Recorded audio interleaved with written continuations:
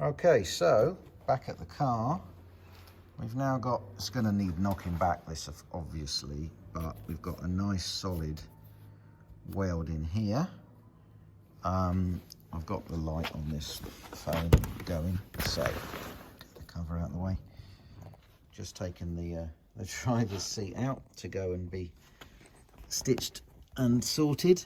Just have a little look at this in here.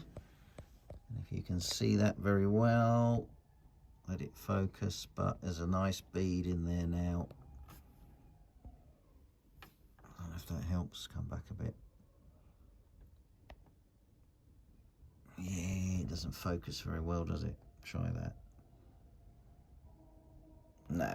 Anyway, there we go. It's good. Let's just open the old suicide to the other side. Have a little look. Yeah, we got a nice solid pillar again. You'd never know on the inside. So anyway, and that's, yeah, what's left of the interior. Anyway, happy days. Got the Fiat in here. There we go.